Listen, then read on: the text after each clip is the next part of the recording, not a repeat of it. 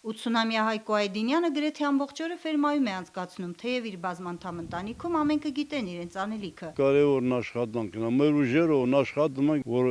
ընտանիքս ապահով ապրի։ Ամենապատասխանատու գործը կովկիթը կնոջ Վերգուշ Այդինյանինն է, դեռ ջահել տարիներին սովխոզի առաջավոր կթվորուհիներից է եղել։ Հիշում է, մեկ ժամում 25 կով էր կթում, հիմա 15-ը, բայց սեփական տնտեսության համար է ջանում։ Օրական ստացվող 100 լիտր կաթից գյուղմթերքի մի ամբողջ տեսականի է շուկա հանում։ Պաները ծախում ենք, յուղը ծախում ենք,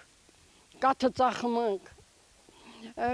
հետո անասունների մորթը ոչ թե շուկայական գնով ենք տալի, այլ էժան ենք տալի։ Տանը ծախողների տալի ինքը չի կանգնում հարցը։ Ասում է մի հարկի տակ 10 շունչ ենք, համերաշխ ու աշխատասեր, դրա համար էլ բռնած գործը լավ է գնում։ Տղայի և նրա երկու որդիների բարձրագույն կրթությունը թեպետ կապ չունի անասնապահության ոլորտի հետ, բայց դրանից տնտեսությունը չի տուժում։ Ամբողջ ընտանիքով նվիրված ենք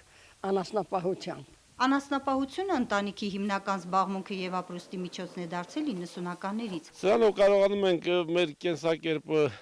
լավ պահել։ Մի հատ նոր տուն ենք կառուցում մեծ որդուս համար, արդեն ավարտական փուլում է 2 հարկանի տունը։ Հետագայում էլի ունենք աշխատանքներ։ Այժմ խոշոր եղջերավորի գլխաքանակը հասցրել են 60-ի և դեռ կավելացնեն, դրա համար ստեղծել են բոլոր նախադրյալները։ Մեզ ամեն հնարավորությունն էլ ունենք, ամեն ինչ էլ անում ենք։ Այդինյանների օրինակը 520 տնտեսությամբ Գետահովիտ գյուղում եզակիներից չէ։ Գյուղապետի հավաստմամբ գետահովիցիների մոտ 70%-ի հիմնական զբաղմունքը անասնապահությունն է, կարևորելով փաստը, որ դրանում երիտասարդներն են սկսել ավելի ու ավելի շատ ներգրավվել։ Ֆերմերների խոսքով գյուղում պայմաններն էլ նպաստավոր են, միայն սարամաստանող ճանապարհի խնդիր ունեն։ Սարմն օրինակ խոտ են անում, ճամփենները չի,